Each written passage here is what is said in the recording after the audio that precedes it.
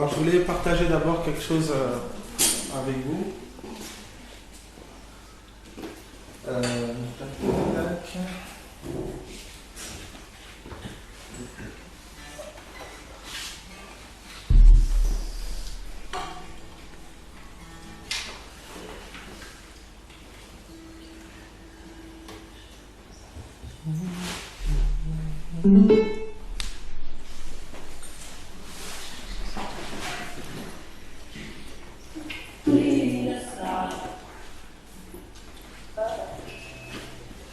Était de devenir une religieuse catholique. Et c'est en lisant le Coran dans une bibliothèque qu'elle a été touchée par la parole d'Allah subhanahu wa ta'ala. Bonjour, je m'appelle Elodie, mon prénom musulman c'est Khadija, j'ai 33 ans. Je suis convertie à l'islam depuis le 29 septembre 2006.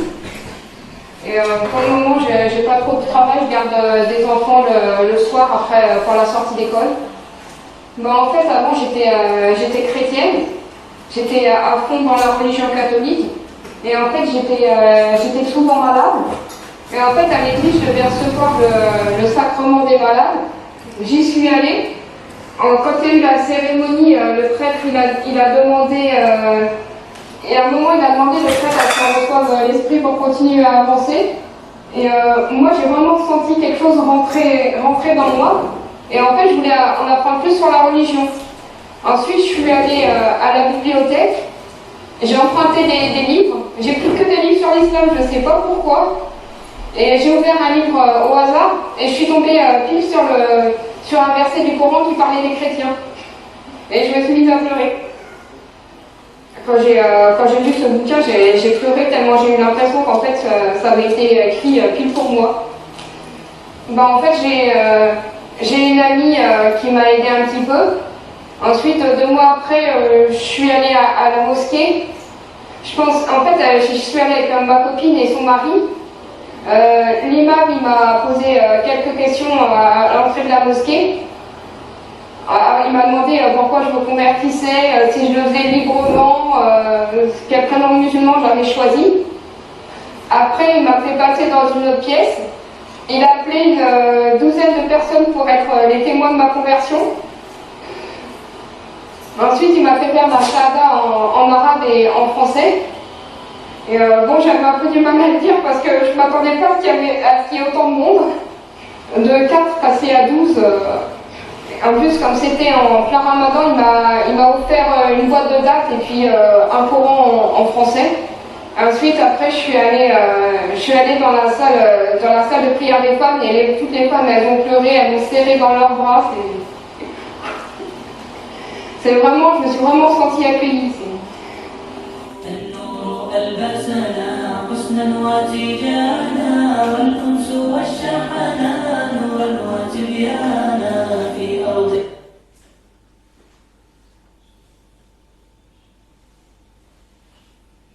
Il y a un monsieur qui passe à côté de moi, il me dit au secours marine, au secours marine. Je fais oui, oui, je crois que vous avez un problème. Ensuite, c'est quasiment tous les jours comme ça, plutôt, je me fais insulter. On me dit de retourner dans mon pays alors que je suis française, je suis chez moi ici. Et je vois pas en quoi ça dérange.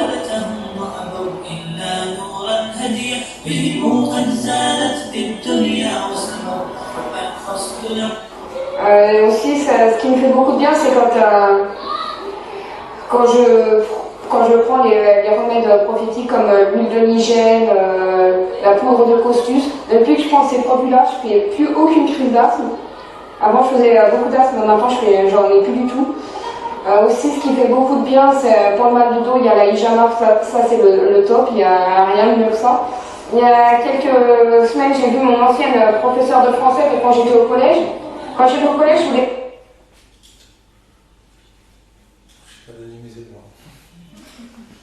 Alors je voulais vous partager ça parce que ce que cette fille a vécu en fait, vous n'avez pas le droit de vous lever et dire c'est pas vrai, c'est n'importe quoi, d'après elle. Elle a été touchée dans son cœur, elle s'est convertie, elle a rencontré des femmes pleines d'amour qui l'ont entourée, elle a été persécutée, elle a été guérie de maladie. C'est-à-dire, il y a des faits. est-ce que c'est la vérité? Non. Tout ce qui marche, et vraiment j'insiste là-dessus, si on doit suivre tout ce qui marche, et si on doit dire que tout ce qui marche c'est Dieu, convertissons-nous à l'islam.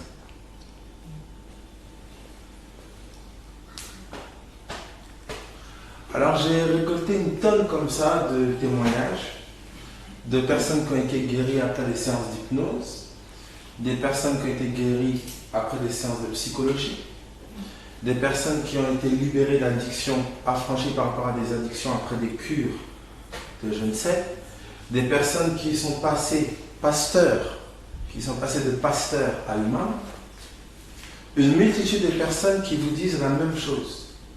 Mon cœur m'a touché, ça a été une révélation, j'ai été touché, etc., etc., etc. Alors aujourd'hui concrètement, toi chrétien, qui dit Jésus m'a touché, j'ai senti ça dans mon cœur, j'ai appliqué telle méthode et depuis que j'ai fait ça, j'ai plus ça. On doit adhérer à ça comme ça, juste comme ça. L'évangile concerne Jésus-Christ et Jésus-Christ seul. Ça veut dire que si vous élevez une méthode ou des techniques ou quoi que ce soit qui n'ont rien à voir avec le Messie, ce n'est pas l'évangile. Est-ce que ça peut marcher? Oui. Est-ce que c'est l'évangile? Non. Est-ce que quelqu'un comprend ce que je dis? Je ne sais pas. Si certains veulent les... Voilà. Parce que on juge les choses de l'esprit sur les faits et non par la révélation du Saint-Esprit. Alors, pour faire simple, je vais revenir sur cette base-là. Qu'est-ce que l'évangile? Parce que jusque-là, déjà, nous étions en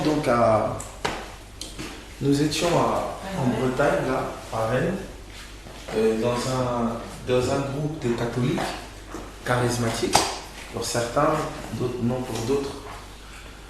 Nous étions chez les Darbis il y a combien de temps? Excuse-moi. 2-3 semaines, juste avant. En fait, je suis en train de remarquer que malgré les ismes, tous les ismes, isme tel va blâmer isme tel parce que isme tel pratique ça. Isme tel va blâmer tel parce que isme tel a telle idole. Mais en fait, tous ces ismes-là sont remplis d'idoles chacune. Et au final, je me rends compte en fait que Jésus-Christ est mis de côté. En fait, en vérité, tout ce qui divise est tout ce qui n'est pas centré sur lui. Tout ce qui n'a pas pour racine et fondement, ce qu'il a fait à la croix, son ensevelissement, sa résurrection, sa position maintenant dans le ciel, ce qu'il a fait de nous en lui. En fait, tout ce qui n'est pas fondé sur ça est l'objet et la racine de ce qui divise. On a vu, je ne sais pas qui était là, Maïté qui a pu être là, d'autres ont pu être là. On a vu des personnes 70 ans, 75 ans, de nouveau se tourner le dos à certaines choses, embrasser le Seigneur, se faire baptiser par immersion. Des personnes qui sont nées foncièrement catholiques, baptisées bébés. Et si j'avais suivi certaines personnes avec leur ego, et leur ego, je ne sais pas moi comment dire, leur préjugé ou je ne sais, je n'y serais pas allé. Je commence à me rendre compte vraiment du fond du cœur que, en fait, aucun groupe, aucun isme, aucun mouvement n'a le monopole de la vérité. La vérité est une personne, c'est Jésus. Et personne ne peut juger un homme sur sa rencontre avec le Maître. Tu ne peux pas peser le cœur d'un autre homme. Tu ne peux pas. Alors, j'ai commencé par cela pour poser cette chose-là de manière nette et claire. Quelle est la place de Jésus-Christ dans ta vie?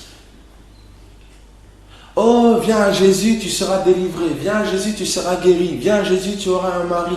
Ah, les 10 clés pour ça. Comme vous le savez, ce n'est pas mon message. Ce n'est pas ce qui est annoncé.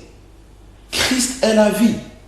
Le but de ta vie, c'est Jésus. Si tu ne veux pas faire de Jésus le but de ta vie, ça n'a rien à voir avec l'évangile. Il faut faire plein d'autres activités. Il y a plein de choses sympas dans le monde. Mais ce n'est pas Christ. Un cœur qui se convertit à Christ fait de Christ son tout. Ça veut dire ma priorité, c'est plus de me marier. Ma priorité, c'est plus de devenir un grand je ne sais quoi. Ma priorité, c'est plus d'avoir beaucoup d'argent. Ma priorité, c'est plus d'être aimé par les gens, avoir un ministère, faire plein de choses dans le monde. Ma priorité, c'est lui.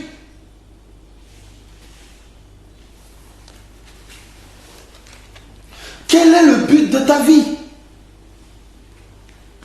Tu as couru après l'argent, ça t'a apporté quoi? Tu as couru après des positions, tu as mis un homme à sa place. Tu voudrais encore qu'il te donne un autre homme à mettre à sa place. Tu as mis une femme à sa place, ça a donné quoi? Un poste, une position, qu'est-ce que ça a donné? Et tu n'auras toujours pas compris qu'il est temps que lui prenne la place sur le trône de ton cœur. Tu n'auras toujours pas saisi. Alors tout le monde court après Jésus, cherchant des méthodes et des techniques pour être plus ceci ou plus cela. Écoutez, vous voulez un ministère? Il n'y a pas de ministère à distribuer. Fuyez ces choses. Vous voulez être des grands quelqu'un? Fuyez ça, c'est le début de la chute. À quoi sert-il à un homme de gagner le monde entier si c'est pour perdre son âme au final? Que le but de votre vie soit Jésus. Revenez à une intimité simple avec lui.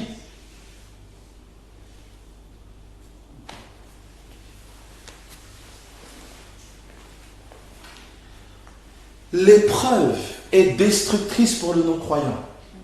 Elle produit l'amertume, elle est destructrice, elle produit la colère. Mais l'épreuve pour le croyant produit une foi plus ferme, une intimité plus grande avec lui, une vie de prière plus intense. Tu es fixé sur la situation qui doit changer, au lieu d'être fixé sur le Jésus qui doit prendre plus de place en toi. Tu es fixé sur ce que telle personne t'a dit ou t'a fait, au lieu de regarder à ta réaction qui n'est juste pas christique. Tu es fixé et occupé à chercher à enlever le morceau de paille qui est dans l'œil de ton frère, dans l'œil de tel groupe, telle dénomination, tel ceci, fixé sur le fait d'aller sauver tout le monde. Alors que toi-même, Jésus veut s'expérimenter de manière plus grande en toi. Tu ne lui laisses pas l'espace et le temps. Pourquoi pensez-vous que Moïse eut à cœur d'aller en Égypte? Est-ce que c'était suffisant libérer ses frères? C'était pas suffisant. Il a tué un Égyptien, il a mis la paix entre des Hébreux. Il eut à cœur de libérer ses frères. Ce n'était pas suffisant. Il fallait que l'Égyptien soit extirpé de lui. Il fallait qu'il meure à sa mentalité égyptienne. Et ça prend du temps. Ne croyez pas un évangile cocotte minute. C'est pas vrai.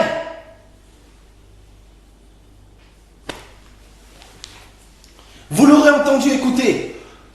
Tout mouvement qui n'a pas pour centre Christ va produire un autre isme, une autre dénomination. Je vous dis la vérité.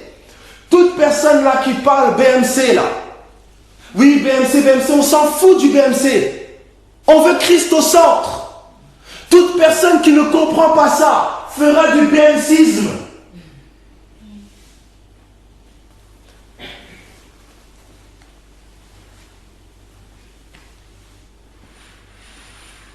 Que cherches-tu? Tu cherches quoi?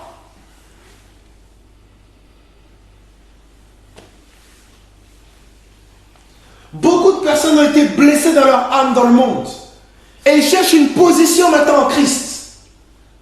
Mais une position de manière pervertie au sein du corps. Ils veulent s'affirmer, affirmer des choses. Ils veulent forcer.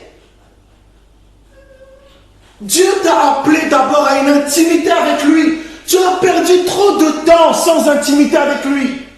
Tu as perdu trop de temps à mettre des choses à sa place. Regarde les choses pour lesquelles tu te lamentes et murmures. Qu'est-ce qu'elles ont à voir avec lui?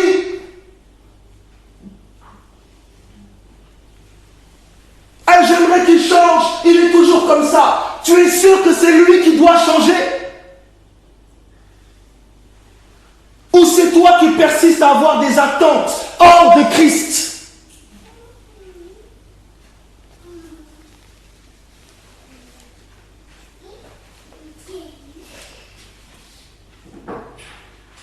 Nous devons porter ce message de Jésus, s'il vous plaît.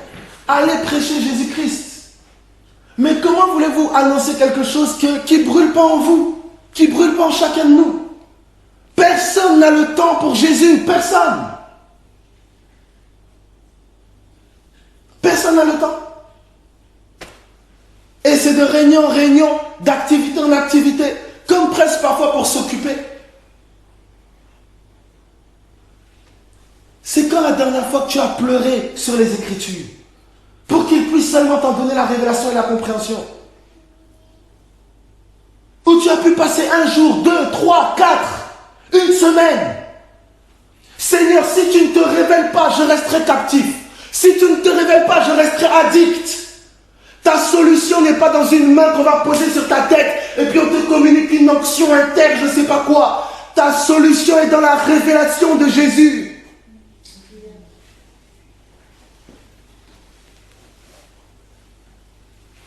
Voilà notre méthode à nous. Alors, 1 Corinthiens, je ne suis pas fâché. À chaque fois que je mets les pieds dans une ville, c'est la seule chose que j'entends. Est-ce qu'un homme peut se tenir seul en tête à tête avec moi? Dieu ne cherche pas un serviteur, il cherche son épouse. Je m'approche des personnes, j'entends des personnes dire « Oh, je ne me sens pas aimé, oh, je ne me sens pas comme ça. » Et Jésus doit dire quoi? Sincèrement, je vous dis sincèrement, du vrai, vos portefeuilles, je m'en moque. Vos mariages, trouver, je sais pas. Je suis ici pour chercher à ce que Jésus-Christ prenne plus de place dans vos cœurs. Parce que si vous recherchez premièrement son règne dans vos cœurs, alors toutes ces choses vous seront données par-dessus et elles ne domineront pas sur vous. Écoutez, on vous mentirait si on vous faisait croire que Jésus va se plier à tes désirs et au penchant de ton âme pour te faire plaisir. Si on t'a fait croire ça, on t'a menti. Il ne te perdrait pour rien au monde. Et ce qu'il y a de mieux pour toi, il te le dit. C'est moi, ma fille, c'est moi, mon fils. Alors, 1 Corinthiens, chapitre 1er. 1 Corinthiens, chapitre 1er.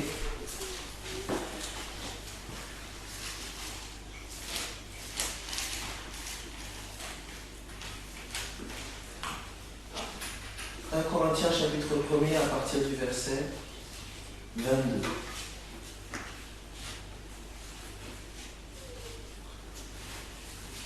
Est-ce que ça va pour tout le monde jusque-là?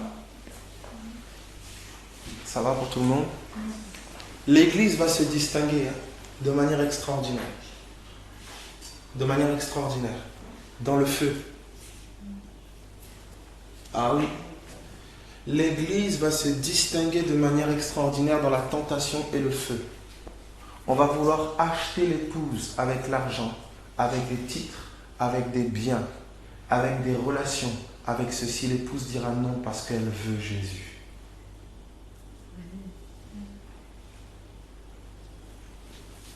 On voudra lui donner des positions dans le système religieux. On voudra lui donner des positions je ne sais où.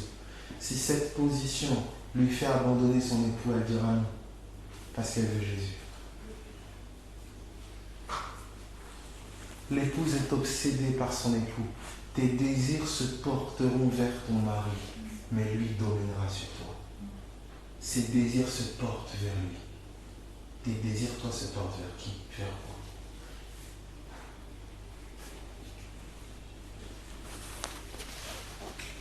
Jésus, ses désirs à lui se sont portés vers toi. Sa mère, maman Marie, il a dit, qu'y a-t-il entre toi et moi? Femme. Il allait jusqu'à la mort de la croix. Est-ce que sa maman Marie était triste? Oui. On lui a dit, une épée te transpercera le cœur. Elle était triste. Les gens les plus aimés autour de lui l'ont abandonné, ont été attristés par le fait qu'il aille sur cette croix. Il y allait pour toi. Mais toi, est-ce que tu peux aller à la croix pour lui?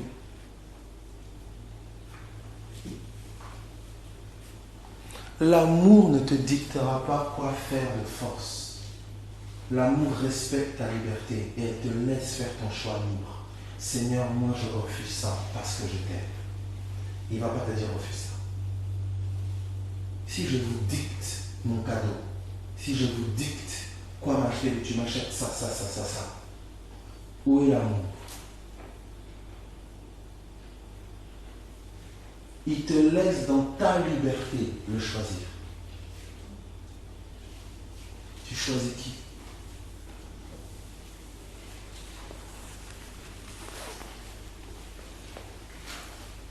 Donc tout le monde veut trouver quelque chose à faire. Écoutez, je vous mets du fond du cœur. Sincèrement, je vous le dis, mais du fond du cœur, devant Dieu, devant les hommes, devant les anges. Si ce n'était pas par amour pour Jésus, je ne ferais pas tous ces trucs-là du corps de voyage. Je vous dis la vérité. C'est galère. Les gens sont chiants. Non, je vous dis la vérité. Vous êtes blessé, vous êtes trahi, vous n'êtes pas prospère, vous galérez. Alors qu'à l'époque, on faisait des business, on faisait des machins, on s'amusait, on te regarde, la moindre chose que tu fais maintenant, t'es épié, t'as dit un mot comme ça, ou attention. C'est chiant dans la chair. Mais à chaque fois que je vais dans le secret pour être juste avec lui, son cœur bat pour son épouse.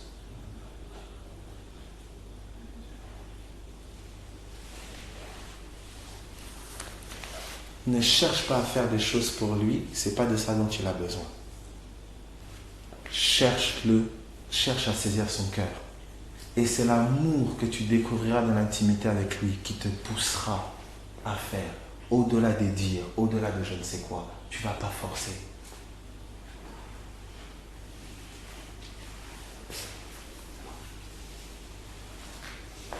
« 1 Corinthiens chapitre 1er, à partir du verset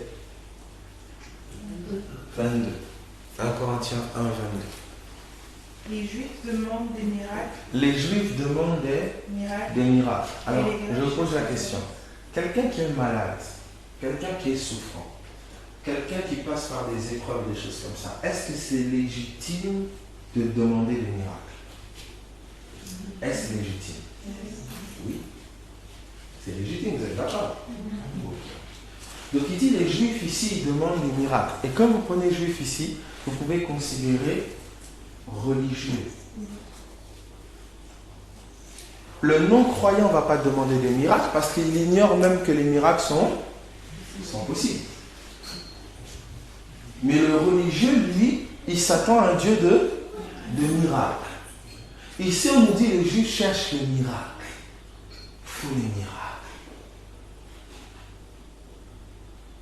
Sa relation avec Dieu, c'est s'il ne voit pas le miracle, ça veut dire qu'il y a quelque chose, il y a un problème avec Dieu.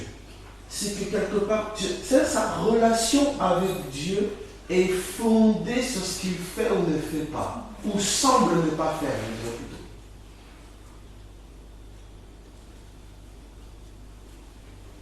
Il cherche les miracles.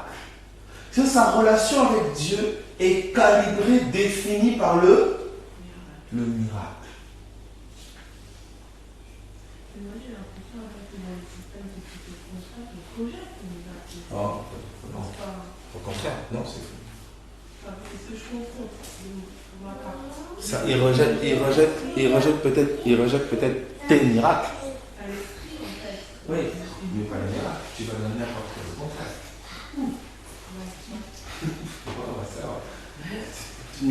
Le Dieu de l'impossible, c'est même des fondements même du système. C'est même une des choses qui faisait que les pharisiens ont cru Jésus. Personne ne peut faire le miracle que j'ai fait, c'est dans la compagnie de Dieu. Il y a le religieux, comment dire, même si le miracle, par exemple, quand tu parles de miracle, par exemple, toi tu vois guérison. Oui, par exemple. Voilà. Oui. Il peut ne pas croire au Dieu qui guérit, mais il va croire, par exemple, à une ouverture financière, à un poste. Tu vois, il a toujours cette notion de... Dieu va faire. Tu vois ce que je veux dire? Même s'il ne peut plus faire des guérisons, il ne peut plus faire des délivrances, il ne peut plus faire en termes de dons, mais il peut faire en termes de voilà, je me promenais dans la rue, quelqu'un m'a proposé un poste comme ça, ah là, quel miracle.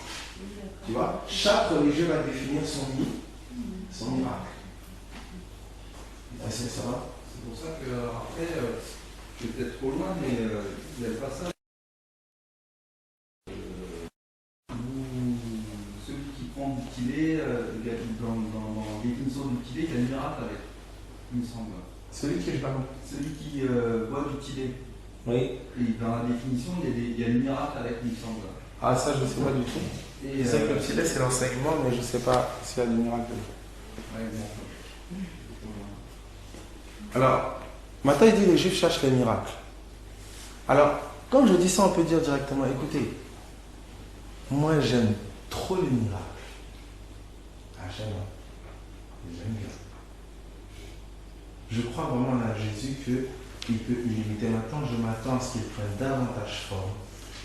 Il faut qu'il n'y ait plus de malades, plus de morts prématurées, plus d'injustice. La parole de connaissance à un tel niveau qu'elle révèle les secrets des cœurs. Elle révèle des localisations d'endroits où des personnes ont été enlevées. L'Esprit de Dieu qui opère, la sagesse de Dieu qui n'est pas capable de dire à un député, à un leader de cette nation, repentez-vous, faites ainsi, sinon c'est ça qui arrivera sur la nation. Un vrai Jésus. Et pas seulement Jésus mon tête. J'y crois. Mais c'est pas ça que je cherche. C'est pas ça qu'on m'a appelé à chercher. Regardez ce qu'il dit. Les Juifs cherchent le miracle, regarde la suite. Les Juifs cherchent le miracle et les Grecs cherchent la sagesse. Les Grecs cherchent la sagesse. La notion de sagesse, là, c'est la philo, c'est la philosophie. Pensée positive. Tu es quelqu'un de particulier. Élever sa pensée. Aller à des altitudes. Tout ça. C'est pour ça que généralement, l'homme naturel, il vous définira quelqu'un de spirituel comme étant quelqu'un avec une grande une grande psychologie. Des grandes idées, une grande psychologie, qui a lu beaucoup de bouquins. On dira, c'est un grand esprit. Ça, c'est les non-croyants. Regardez maintenant ce que Paul dit. Verset 23. Nous prêchons Christ crucifié. Regardez. Paul se démarque de ces deux catégories de personnes. Ça veut dire que celui qui, écoutez bien, celui qui cherche le miracle, il peut commencer aussi à infiltrer, faire rentrer dans l'évangile des choses qui ne sont plus l'évangile, pour obtenir le miracle. Et dire ça marche. Parce qu'il cherche le miracle. Ceux qui cherchent la sagesse, il peut commencer à dire, non, il faut être ouvert. L'amour, ou la pensée universelle, tout ça. Vous voyez un peu perché là. Paul se démarque de ces deux catégories de personnes. Il dit, nous prêchons qui? Il dit Christ. Et Christ crucifié. Et il continue, qu'est-ce qu'il dit? Scandale pour les Juifs. Donc pour ceux qui cherchent les miracles, c'est quoi? Un scandale. Quelqu'un peut regarder dans les Strong's le mot scandale là?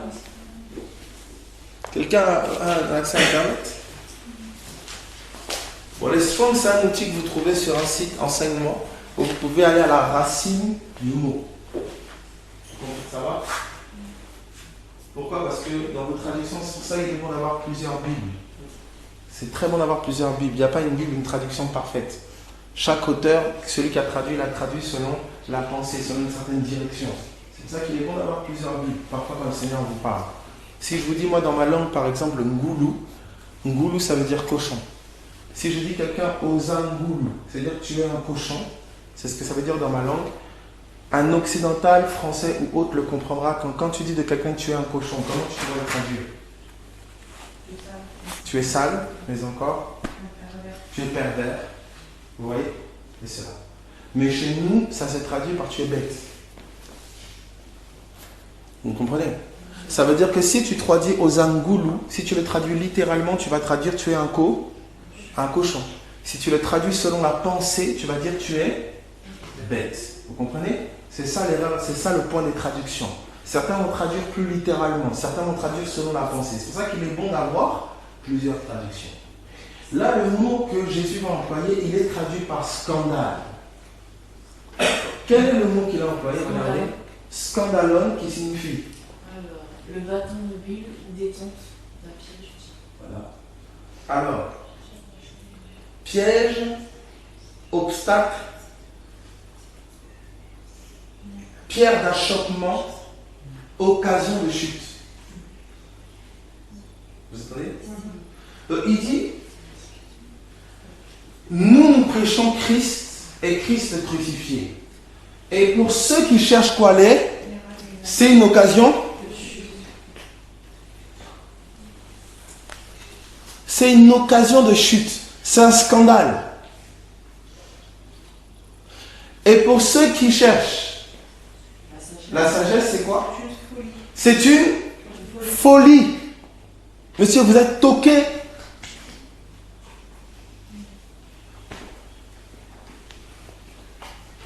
Parce que là, la philosophie va te dire, mais fais une introspection, entre en toi, essaie de réfléchir, de t'élargir. Jésus dit, tu es mort, laisse le cadavre où il est.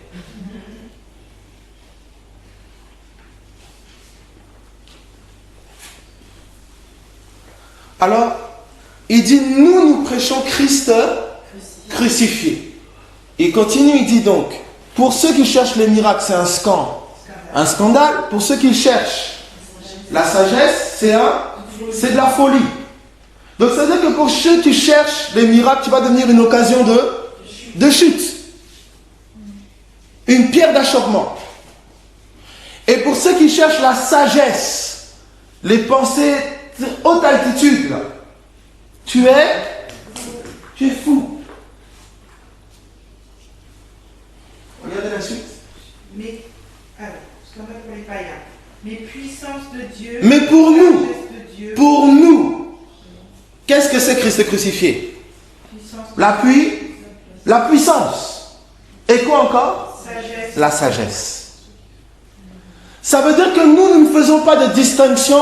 Oh, la puissance. Oh, non. La puissance et la sagesse sont dans une personne. Ça veut dire un manque de puissance, c'est un manque de Christ. C'est lui que tu dois chercher. Ah, je ne sais pas quelle décision prendre, je ne sais pas, un manque de sagesse, c'est un manque de Christ. Je ne sais pas comment gérer cette situation, je ne sais pas comment faire, c'est un manque de Christ. Quand tu commences à comprendre ça, tu ne cherches plus des méthodes, tu cherches l'intimité.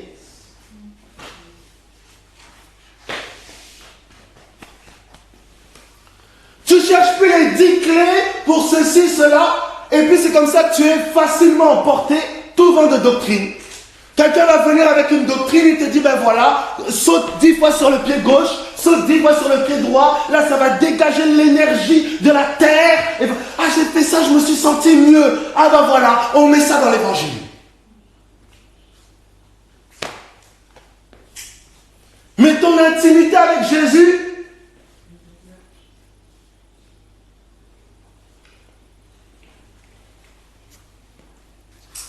vous avez vu, je ne sais pas si le témoignage au début, vous avez vu cette femme-là? Elle dit, c'est bizarre, quand je suis allé à la bibliothèque, j'étais que orienté vers le Coran. Ça, c'est les gens charnels, souvent c'est comme ça. Ils voient des signes. C'est bizarre, quand je suis rentré là, c'est cette chaise-là qui m'a... Tu ne peux pas vivre comme ça. Tu ne peux pas. Dieu peut agir de cette manière. Mais n'en fais pas une tu vas te perdre. Vous avez vu que quand cette femme est arrivée au milieu des femmes, elle a senti là l'amour. ton ils m'ont accueilli. Mais tu penses quoi? Quand le système voit que oh, t'es un petit gentil doudou, tu penses qu'il va t'accueillir comment? Commence à annoncer le contraire, tu vas voir le gentil doudou, comment ça va sauter vite. À cause des émotions, tu peux te corrompre. Tu peux serrer la main à l'ennemi. Tu peux cautionner des choses contre lesquelles Christ est fermement contre. Parce que ces choses détruisent. Alors Abel, comment je peux savoir? Jésus-Christ. On peut prendre Romains chapitre 1er à partir du verset 1er. On rentre maintenant évangile. Quelqu'un prendra, est-ce que quelqu'un veut prendre 1 Corinthiens 15 à partir du verset 1er? 1 Corinthiens 15, 1 et quelqu'un va prendre Romains chapitre 1er.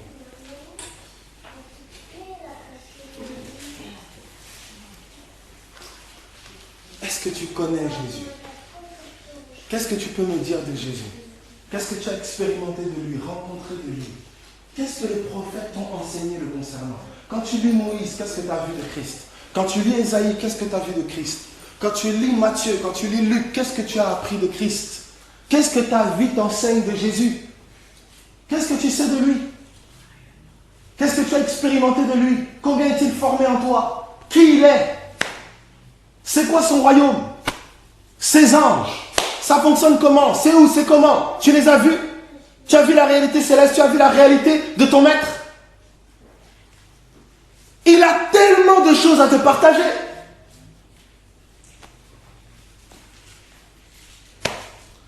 « 1 Corinthiens chapitre 15, verset 1er. Romains chapitre 1er à partir du verset 1er. Qui commence par Romains? Ok, je lis, vas-y. De la part de Paul, serviteur de Jésus-Christ, appelé à être apôtre, mis à part pour annoncer l'évangile de Dieu. Cet évangile, Dieu l'avait promis auparavant. Donc Paul a été mis à part pour annoncer l'évangile. Est-ce que ça va? Donc annoncer l'évangile rime avec consécration, mise à part. Regardez la suite. Cet évangile, Dieu l'avait promis auparavant par ses prophètes dans les saintes écritures. Donc Dieu a déjà parlé de l'évangile à travers qui? Ses prophètes. Ça va? Est-ce que tu as vu les évangiles? Est-ce que tu as vu l'évangile dans Genèse? Est-ce que tu as vu l'évangile dans Exode, Lévitique, Deutéronome? Tu as vu l'évangile dans le livre de Josué? Tu as vu l'évangile dans le livre de Juges? Est-ce que tu as vu l'évangile annoncé par les prophètes?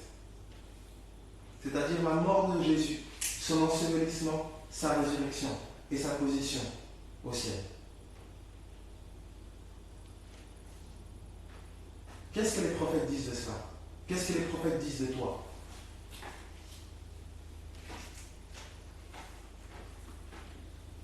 Vous trouverez nulle part dans les évangiles, dans l'Ancien Testament, un passage qui dit que le Messie, c'est Jésus qui va mourir à la croix, être enterré 3 jours, ressusciter le 3e jour et être assis à la droite de Dieu. Il n'y a aucun passage de l'Ancien Testament qui vous dit ça comme ça. Il n'y en a pas. Ça veut dire que vous apprenez l'évangile par révélation. Pourquoi les révélations que tu as ne te révèlent pas les profondeurs de Christ, de l'œuvre de la croix, de l'ensevelissement, de sa position à la droite de Dieu, de combien tu es uni et ancré en lui, de ton identité? Pourquoi? On va voir ensemble de manière pratique. Tu médites comment?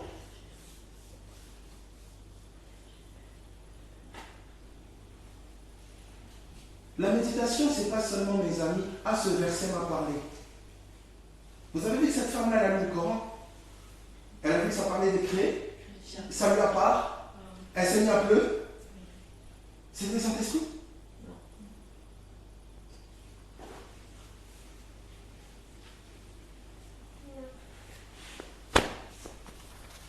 C'est quoi le message du Saint-Esprit? C'est quoi son message? Jésus. Alors, si tu as entendu le Saint-Esprit, que t'a-t-il dit sur Jésus? Alors ça m'étonne que je vois des personnes dans des combats, etc. Et puis, en fait, vous voyez leur attachement. Je ne sais pas, l'hôpital nous l'enseigne. Hein. Vous avez une maladie lourde. Vous suivez un traitement lourd. Vous allez à l'hôpital, vous prenez ou bien vos comprimés ou vos cachets matin, midi, soir, parce que vous savez que votre vie est en danger. Si vous êtes hypertendu, si vous êtes diabétique, vous vous imposez cela. Est-ce que ça vous plaît? Absolument pas. Est-ce que ça vous fait plaisir? Non. Mais vous savez que votre vie est en jeu. Mais j'avoue, quelqu'un qui est attaqué, tourmenté, et puis la place de la parole de Dieu, c'est comme une plaisanterie. Mais la parole de Dieu est le remède de Dieu. La manière dont tu traites la parole, c'est la manière dont tu traites ton remède. Ah, j'ai pas le temps, je ne sens pas dans mon cœur. Pour prendre tes médicaments, tu sens dans ton cœur. Parce qu'un homme t'a dit en blouse blanche, il t'a dit prenez ça madame, et tu prends, tu appliques. Tu t'es mis des réveils, toutes ces choses-là. Mais le Dieu vivant te dit ma parole est un remède pour ton âme. Oh non, je ne sens pas dans mon cœur. Prends des mesures.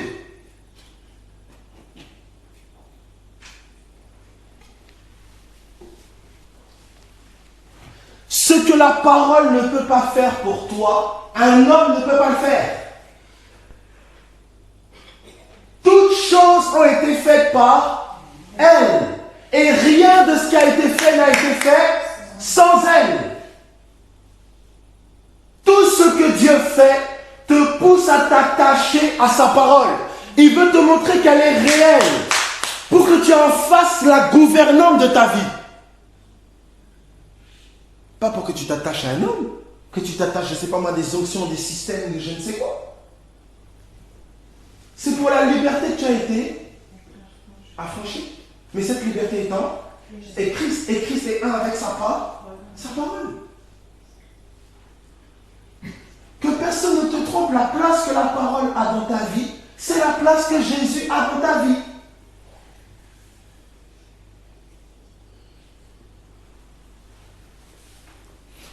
Qui a déjà vu cette vidéo en Chine, là, ils reçoivent des valises, là, des Bibles et tout ça, ils se mettent en pleurer, tout ça. Qui a vu cette vidéo-là? On a rencontré ce week-end une veuve. Elle a perdu son mari, il s'est fait tuer. Renverser, tout ça. Cette femme-là, vraiment, est vêtue des combats terribles. Quand elle vous fait le truc, vous vous dites, vous raconte sa vie, vous vous dites, waouh, santé, tout ça, bref. 75 ans. On est arrivé chez cette femme, elle courait à gauche, à droite, elle faisait même si, mais où elle prend cette énergie? C'est pas possible. Mais quel amour de la parole. En fait, il y a une vie dans la parole de Dieu que tu ignores. Parce que pour toi, tu penses que le miracle, c'est spectaculaire. Tu ignores que tout ce que Dieu a fait, il l'a fait par sa parole. Qui a cru à ce qui nous était annoncé? Qui a reconnu le bras de l'Éternel?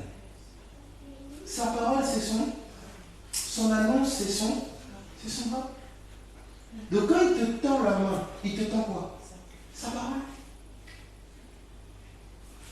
Et tu vas dire, Dieu n'aide pas, Dieu ne fait rien, depuis que je prie, je ne comprends pas. Non, c'est la place que tu donnes à sa main.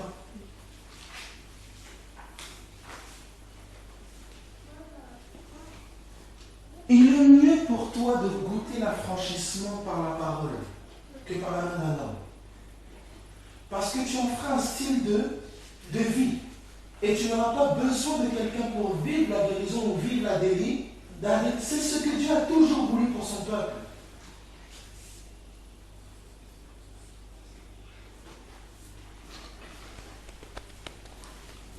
C'est-à-dire, oui, moi, j'ai pas le temps, Il y a tellement de choses que tu fais avec rigueur. Il y a tellement de choses pour lesquelles tu t'es donné. Donc, en fait, il y a tellement d'excuses que tu sors qui sont juste, mais d'un vent.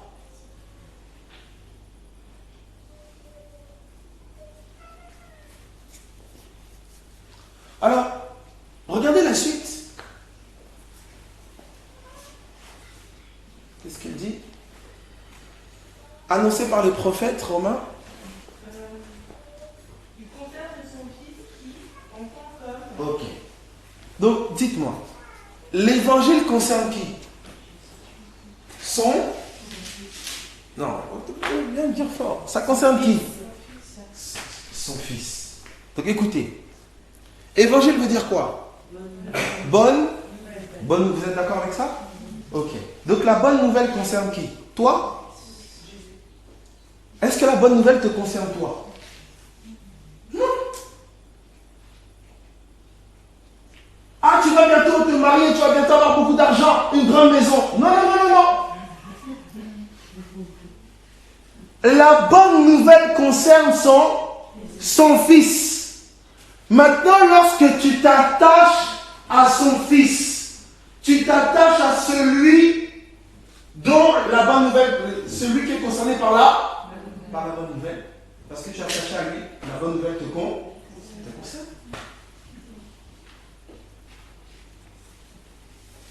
S'il est héritier, tu es héritier. S'il est fils, tu es tel, il est tel. C'est-à-dire toute la bonne nouvelle pour ta vie est englobée, elle est contenue dans cette personne. C'est Jésus. Maintenant, quelle est la place que tu fais à Jésus? Je ne sais pas, ça, tu ne réalises pas. Et tu penses que c'est Dieu qui t'a abandonné, ou tu penses que c'est Dieu qui ne t'entend pas, ou tu penses que c'est Dieu qui n'a rien fait. Non, non, non. Quelle est la place que tu fais à son fils? Quelle est la place que tu fais à la parole? Tu veux que je te dise à quel point, quelle importance Dieu donne à sa parole? Un homme se lève et vient dire à Jésus, laisse-moi aller enterrer mon père. Est-ce que l'enterrement d'un parent c'est important? Oui, non? Il dit, ok, laisse les morts enterrer leur mort, toi va annoncer le royaume. Jésus a mis la bonne nouvelle plus haute qu'aller enterrer ton propre père. Ah ben je vais au boulot, à 8h, ah non là j'ai pas le temps, ah ben je vais méditer tout. Toi tu mets le boulot au-dessus. Tu mets ton petit bout de chougougou au-dessus. Tu mets ta femme au-dessus. Tu mets ton propre corps, ta propre image, ton propre toi au-dessus. Tes projets au-dessus. Et lorsque l'adversité se présente à la porte de tes projets, de ta santé, de ton corps, de ton petit bout de goudou, là tu cours vers lui. Pendant tout ce temps, il t'aura envoyé sa parole. Tu auras mis sa main de côté. Quand l'adversité se présente, il dit, si l'Éternel ne veille sur la maison, celui qui veille, veille en vain.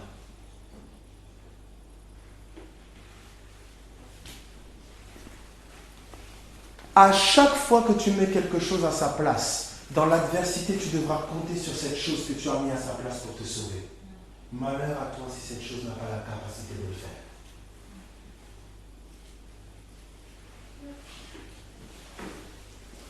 Pourquoi? Jésus est un gentleman. Il t'aime tellement qu'il respecte toutes tes décisions. Il t'aime, il respecte ta décision de le mettre en deuxième, troisième place.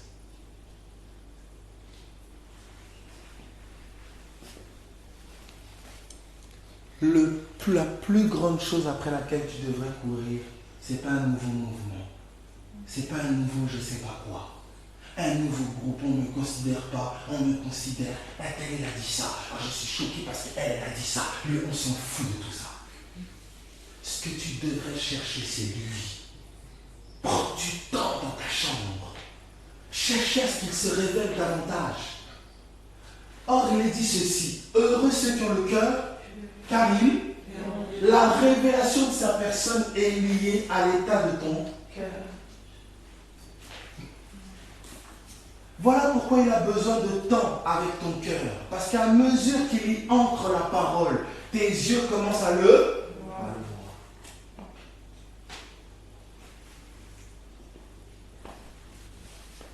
Il n'arrête pas de dire, fais-moi de la place dans ton cœur pour que tes yeux me voient. et enfin tu dises, j'avais entendu parler de toi, mais maintenant, mon œil te voit.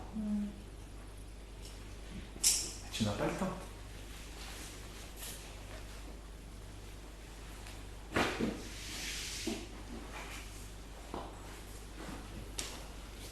« 1 Corinthiens chapitre 15. Donc la bonne nouvelle concerne son fils, ça va pour tout le monde. Donc toute bonne nouvelle qui n'est pas liée au fils, c'est pas notre bonne nouvelle. Ah, j'ai une trop bonne nouvelle, j'avais pas de travail, maintenant j'ai un travail. Ok, c'est cool, c'est sympa. Si Christ est à la source de ce job, alléluia, c'est notre bonne nouvelle. Si ce n'est pas le cas, écoute, amen, gloire à Dieu, je suis content pour toi. Ça ne va pas changer ma vie, moi qui ai déjà un job, même 15. C'est comme ça que vous entendez la plupart des témoignages. Vous entendez la plupart des témoignages, malheureusement. Ils glorifient, ils élèvent l'homme. Non le grand Jésus dans la vie du petit homme, mais un grand homme. Moi je. C'est très subtil. L'esprit de la prophétie, c'est le témoignage de Jésus. Veille même sur la manière dont tu donnes ton témoignage. Parce que c'est lui qui doit être élevé, pas toi. Vous savez, cette histoire-là de lui ou nous, ça a commencé depuis le jardin d'Éden. Hein? Les yeux d'Adam et Ève se sont ouverts sur qui? Sur eux-mêmes. Moi, je. Développement personnel, tout ça là. Moi, je. Tu es quelqu'un qui dit, voilà, spécial. C'est bizarre, hein? Qu'au commencement, quand les yeux d'Adam et Ève se sont ouverts sur lui, il est parti se cacher. Aujourd'hui, les gens, leurs yeux sont sur eux-mêmes, dire, avec ton caractère, la noirceur de ton cœur, ta cupidité, ta méchanceté, c'est sur toi que tu vas avoir les yeux ouverts.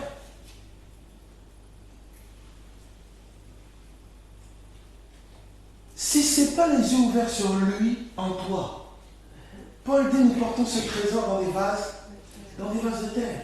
Et il n'y a rien de bon en moi, c'est-à-dire dans ma chair. C'est une révélation. L'homme qui vous dit ça était irréprochable quant à la justice de la loi. Il était droit, il était intègre. Mais il vous dit que rien de bon n'habite en lui. Parce qu'il a remis la bonté à sa pleine perfection. Qui est la bonté? C'est Jésus. Tu peux impressionner les hommes avec tes bonnes œuvres. Hein? Des grands discours, des versets, des paroles. Et je me sais, les gens disent, oh non, il est trop connecté. Waouh! Mais le ciel te regarde, tu es vide. Tombez pas dans ce... Écoutez, je suis tombé dans ce piège-là. Il est facile d'avoir l'acclamation des hommes. C'est facile d'avoir l'approbation des hommes.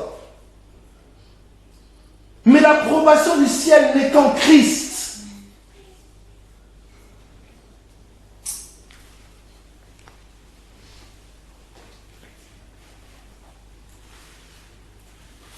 Alors, 1 Corinthiens chapitre 15, à partir du verset 1er. 1 Corinthiens 15, 1.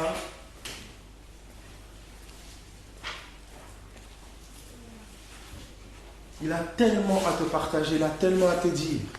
Il a tellement à te dire, cette situation a pris tes pensées, ça prend ton cœur, ça prend tout l'espace. Il a besoin de s'établir en toi.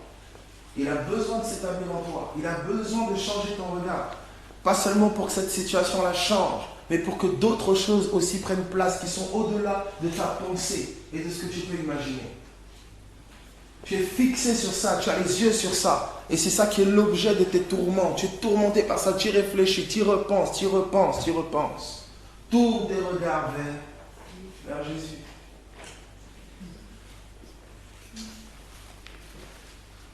Un Corinthiens 15, verset 1er, oui, quelqu'un veut le prendre. Je vous rappelle, frère, l'évangile que je vous ai annoncé. Je vous rappelle, frère, l'évangile que je vous ai annoncé. Donc Paul rappelle l'évangile. Oui. Vous avez reçu, Oui. dans lequel vous avez persévéré. Ok. Il dit premièrement, vous l'avez reçu. Deuxièmement, vous devez quoi faire? Faire quoi dedans? Persévérer dedans. Écoutez, ça c'est quelque chose de terrible. L'affliction produit la La persévérance, quand vous êtes dans l'affliction, c'est le moment où la plupart des séductions et des fausses doctrines vont venir frapper à votre porte.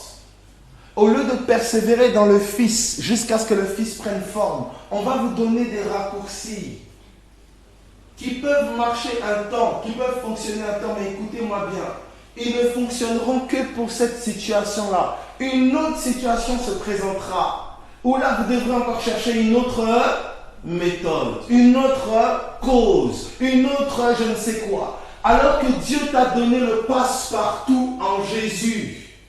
Il te dit persévère dedans. Même si c'est un peu plus long que la méthode du voisin, ça demeurera plus ferme que la méthode du voisin. Ça demeurera de manière éternelle et stable.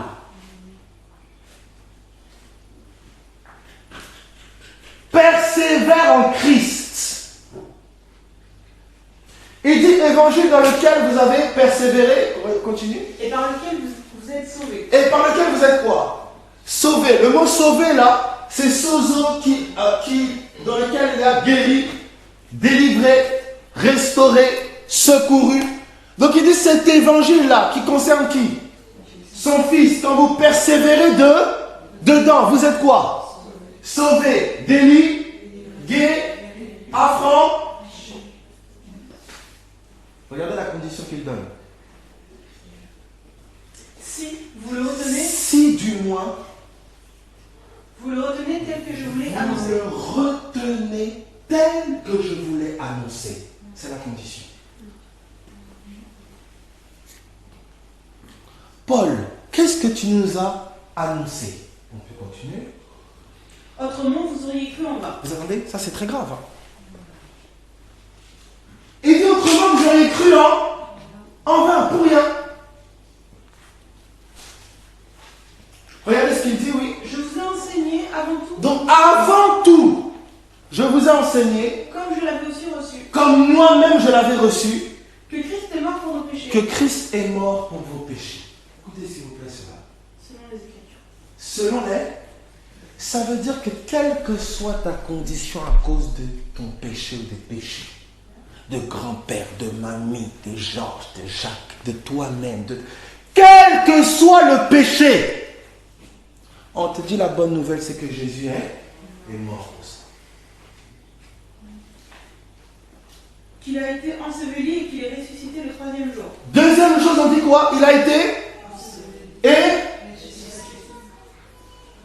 ça veut dire que ton péché qui l'a conduit à la mort, il est ressuscité. Continue. Selon les Écritures. Selon les Écritures, oui. Et qu'il est apparu à ses faces. Et il est apparu à ses faces, etc. Voici l'évangile. Donc ces trois choses. Je prends ces trois chaises-là. Jésus est mort pour tes péchés. Ok. Il a été enseveli. Et il est ressuscité. Ça là, c'est l'évangile. Maintenant, je peux rentrer ici dans chaque partie. Quand il est mort, tu es mort avec lui.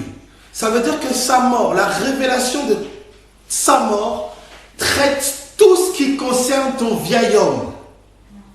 Tout ce qui concerne l'ancien toi. C'est dans la révélation de sa mort que tu apprends. Romains 6,6. Quelqu'un peut prendre Romains 6,6 s'il vous plaît. Romains 6,6.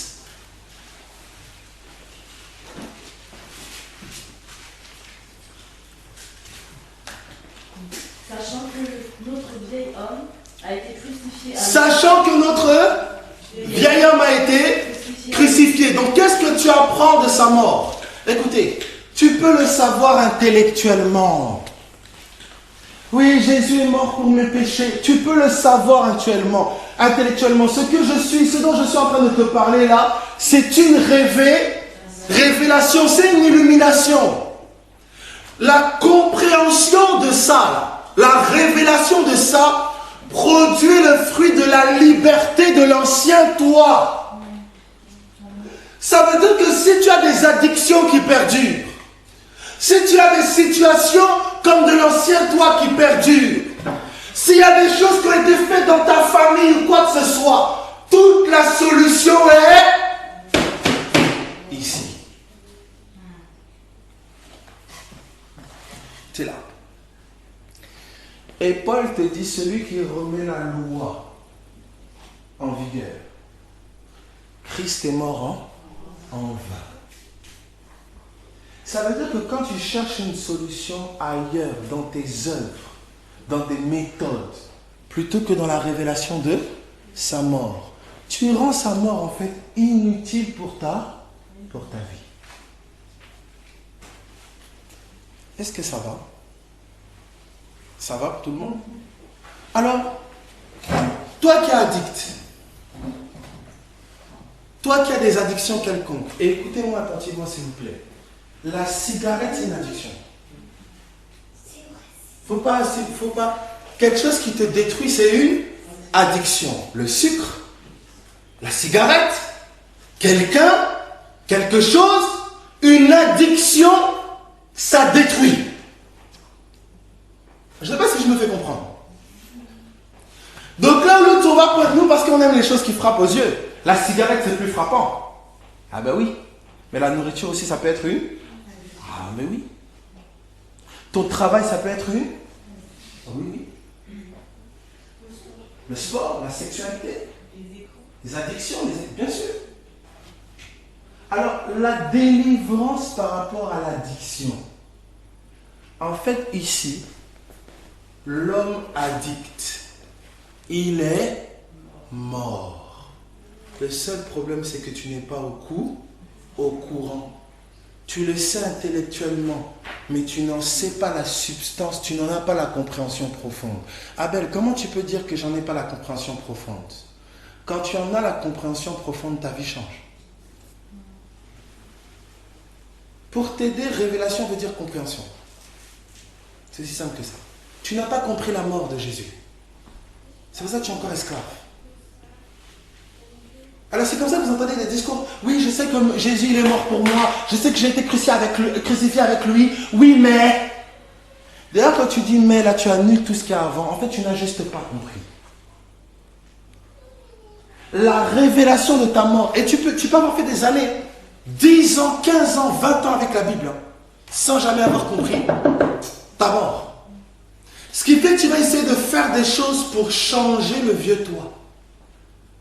Tu vas essayer de trouver des méthodes pour rafistoler l'ancien toi.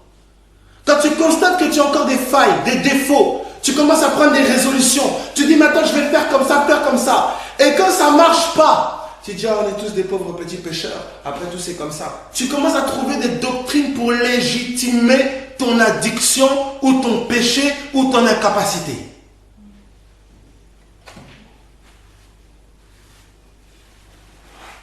La mort ici.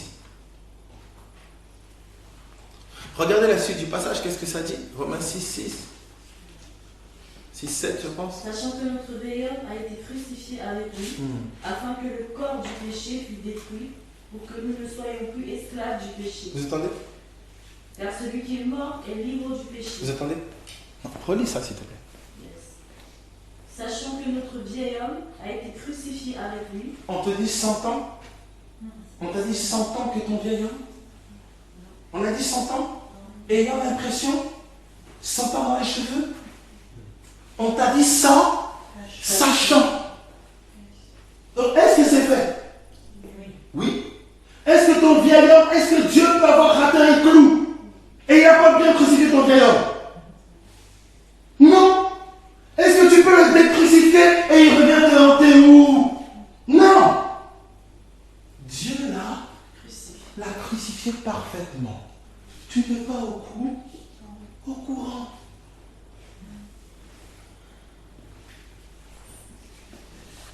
Tu vis comme quelqu'un qui n'est pas cru. Et quand on vient te donner l'information, tu ne creuses pas dedans. Ah, tu dis, ah oui, je sais, j'ai été crucifié avec Christ. Après, tu retournes à la télévision, au magazine. Au lieu de chercher la face du Seigneur, dire Seigneur, illumine les yeux de mon cœur sur cette réalité. C'est pas ce que tu fais. Ah mais je l'ai déjà lu, je l'ai déjà relu, j'ai déjà entendu ça. Oui, mais tu n'as toujours pas compris.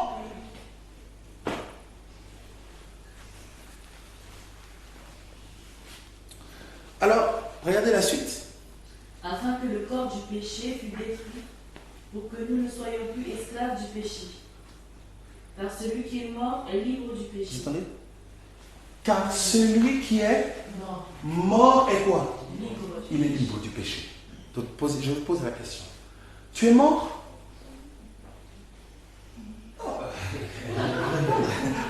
Est-ce que tu es mort? Qui t'a tué? Dieu, il a bien fait ou pas? C'est la première partie de l'évangile. Je ne suis pas encore là et là. Et ici, là, il a bien fait? Christ est bien mort? Ok. Il dit, celui qui est mort, il est quoi? Il est libre. Mais pourquoi tu te sens esclave? Dieu s'est trompé? Ça veut dire, est-ce que le problème est chez Dieu? Dieu t'a libéré ou non? En la mort de qui? De Jésus. Sans la compréhension de ta mort, tu n'as pas la compréhension de ta liberté. Comme tu n'as pas la compréhension de ta liberté, voilà comment un brigand va venir et va te dire, tu sais pourquoi tu es esclave? Parce que ça. Déjà, quand il te donne des raisons pour lesquelles tu es esclave, c'est pas d'un mensonge, parce que tu es libre. Donc, on n'est plus dans l'évangile. La réalité, c'est que tu es libre, mais tu n'en as pas la révélation. Tu sais ce qui te voile le fait que tu es libre? Cherche que les yeux de ton cœur s'illuminent. Cherche Dieu. Si tes yeux s'ouvrent sur ta mort, tes yeux s'ouvrent sur ta liberté. Donc en vérité, Dieu ne te donne pas la liberté, il t'en donne la révélation.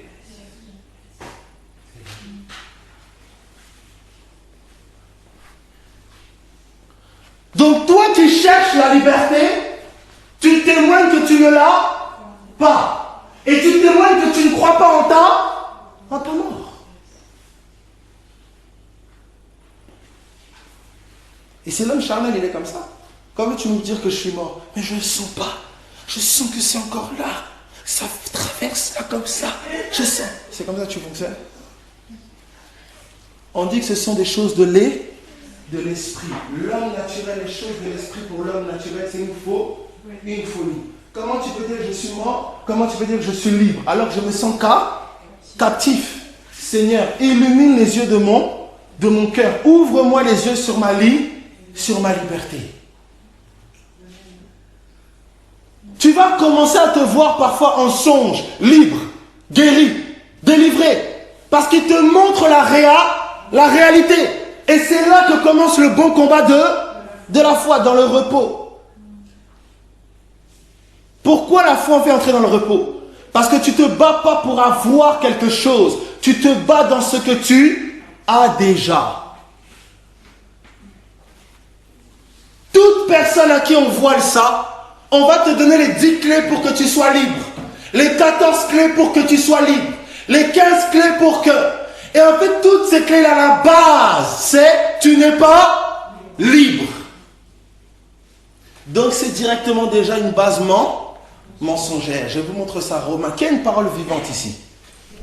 Quelqu'un a une parole vivante? Ok. Regardez Romains chapitre 10, verset 1er. Regardez d'où ça vient. Regardez d'où ça vient. Oh Seigneur Dieu, pendant tout ce temps où Satan t'a menti, Satan t'a fait courir après des gens, donner de l'argent ici, donner de l'argent à gauche, chercher je ne sais pas quoi, pensant que Dieu t'a abandonné. Je t'annonce quelque chose, Dieu a fait quelque chose, ton cœur a besoin de le saisir. Seulement, si tu n'entres pas dans une intimité plus profonde en lui, c'est fait, c'est là, mais tes yeux ne le voient pas. Voilà comment des brigands, des voleurs vont venir te proposer tel argent, telle doctrine, et tu sautes dedans. Et bien dire, ah ça marche. Et puis c'est pas sur la base de ta mort. Et au prochain problème, tu vas chercher une autre méthode, une autre doctrine. Et en 2 minutes, on n'est plus sur la mort de Jésus, son ensevelissement, sa résurrection. On est sur les 10 clés, les 14 clés, va pas le péché de mamie, grand-mère, je ne sais pas quoi. C'est ceci. Et vous n'avez pas remarqué que ce n'est plus l'évangile.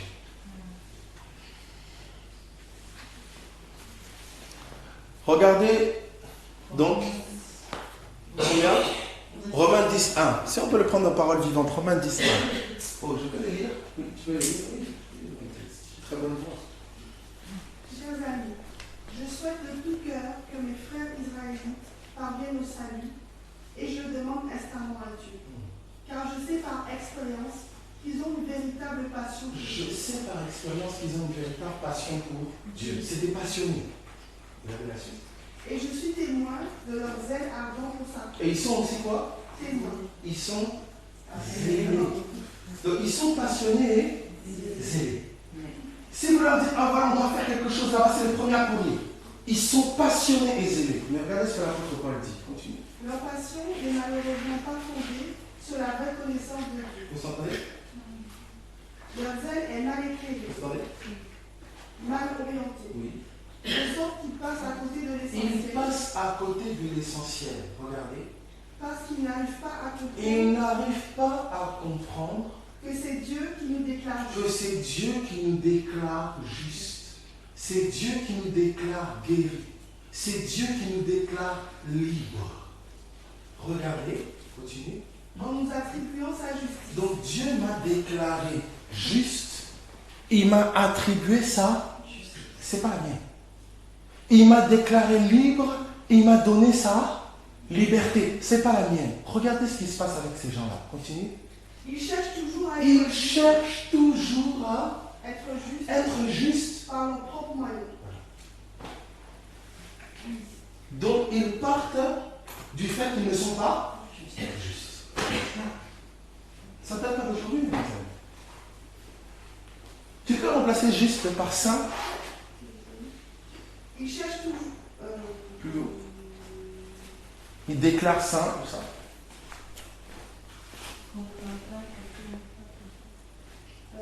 Parce qu'ils n'arrivent pas à comprendre. Parce qu'ils n'arrivent pas à comprendre que c'est Dieu qui nous déclare saints en nous attribuant sa sainteté. Ils cherchent toujours à être saints par leurs propres moyens. Ils ne se soumettent donc pas à la sainteté offerte par Dieu. Vous savez, vous voyez ce que c'est la non-soumission? La non-soumission, c'est pas d'écouter, il te dit va à gauche, tu vas pas à gauche, désobéis. C'est pas ça. C'est de nier ce qu'il a déclaré de toi.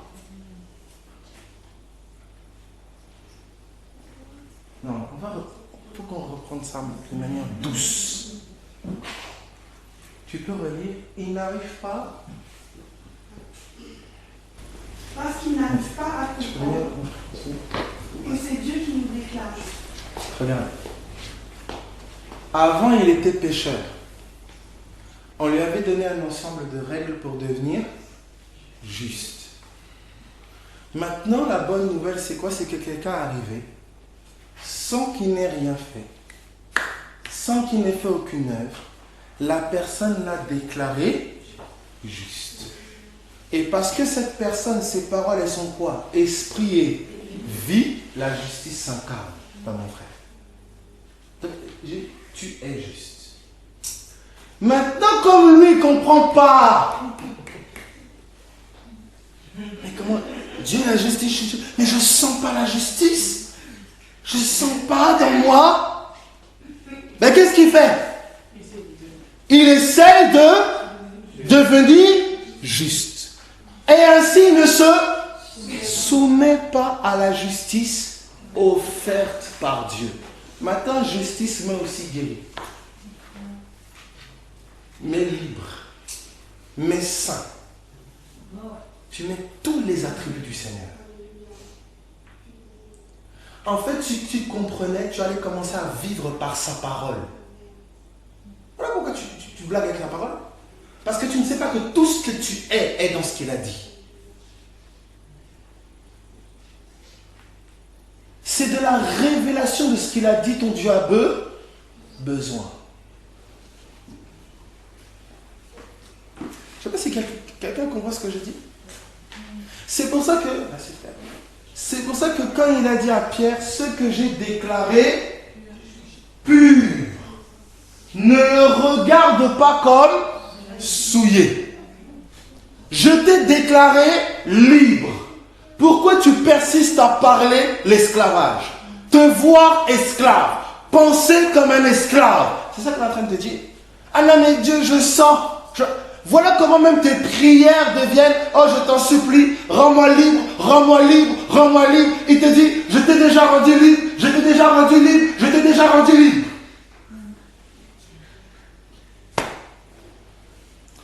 J'ai donné l'exemple de la lumière. J'ai donné l'exemple de la lumière. Qui a des notions, la vitesse de la lumière? Qui a déjà entendu parler de la vitesse de la lumière? Des étoiles, qui a déjà entendu parler de ça? La lumière en une seconde, elle fait 300 000 km. Ça veut dire que en une seconde, elle fait 300 000 km. En 2 secondes, elle fait 600 000 km. En 3 secondes, elle fait 900 000 km. Donc écoutez attentivement. Si j'allume la lumière à 900 000 km, j'allume la lumière. La personne qui est à 900 000 km, elle va voir la lumière s'allumer 3 secondes après. D'accord? Si je suis à 1 année, lumière qu'on appelle.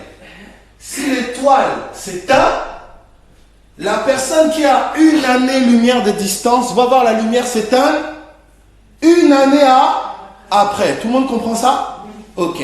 Ça veut dire que pour lui qui est au référentiel A, la lumière s'est éteinte quand? Immédiatement. Pour lui qui est là, la lumière s'est éteinte quand? 1 année après. Quelqu'un comprend ce que je dis là? Ça va jusque là? Ça veut dire que si je demande à lui là-bas pendant les 1 an, je lui dis allume la lumière, il peut l'allumer? Non, parce qu'il a déjà... Elle est déjà allumée. Mais elle n'est pas manifestée à lui qui est ici. Parce que lui, la voit s'allumer que 1 an après. C'est l'esprit et la chair. Quand vous êtes dans l'esprit, vous êtes dans le simultané. Croyez que vous avez déjà reçu. C'est déjà fait. Tout est accompli. Dieu est esprit. Mais quand tu es dans la chair, tu es sous la pression du temps. Eh bien, je ne vois pas encore. C'est comme ça que tu fais que demander à Dieu, oh, donne-moi, agis, fais ceci, fais cela. Parce que tu n'es pas sur le même référentiel que le Seigneur. Tu es assis dans les lieux célestes en Christ. Ça veut dire que dès l'instant où Dieu a dit, pour toi, c'est fait. Mais ta mentalité est toujours, elle est toujours là. À regarder les gens autour de toi, à regarder les situations, à regarder ta condition, ta mentalité est là. Il t'a donné des songes, il t'a donné des paroles, mais tu n'auras toujours pas compris que c'est depuis ici qu'il parle. Dieu est dans l'esprit. Donc si tu l'attends dans la chair, tu es soumis à la pression du temps. Ah, ça tarde. Ah, depuis que, ah, je ne comprends pas. Pourquoi il fait toujours rien? Parce que tu es dans la chair, tu es soumis au temps. Or, la parole dans laquelle nous avons cru est elle est esprit, elle est éternelle. Et toi, tu es quoi? Tu es esprit ou charnel? Tu es esprit. Donc, ce que Dieu a dit pour toi, c'est réellement. Bats-toi jusqu'à ce que ce soit manifesté. Garde-le dans ton cœur. L'évangile dans lequel vous avez persévéré. Tes prières vont changer. Au lieu de supplier, je t'en supplie. Ici, c'est le terrain des actions de grâce. Ici, c'est le terrain de la foi. Ici, c'est le terrain du déjà fait. Ici, tu parles les choses qui ne sont pas comme si elles étaient déjà. Ici, tu agis comme possédant déjà. Ici, tu agis comme étant déjà. Ici, c'est une autre mentalité. Et même si on voit toujours le contraire pendant 30 ans. Exact, c'est ça. Oui, cette parole-là. Là, quand cette parole-là, ça me fait penser à Abraham. Dieu a demandé à Noé de construire une arche. Vous savez combien de temps il a construit l'arche? 120 ans. Vous savez, il y a eu combien de gouttes de pluie pendant 120 ans? 0 goutte de pluie. C'est-à-dire pendant 120 ans, Noé va construire une arche. Il va agir comme quelqu'un se préparant à recevoir la pluie. Bien qu'il n'y avait pas une goutte de pluie, les gens se moquaient de lui, les gens ricanaient. Mais Noé avait les yeux sur la promesse. Pas seulement les yeux, mais il agissait en accord avec la promesse. Il construisait l'arche. Si tu venais le voir, tu lui dis, Noé, pourquoi tu construis l'arche? Où est l'eau? Il n'y avait pas d'eau. Mais il agissait comme quelqu'un dont le déluge arrivait.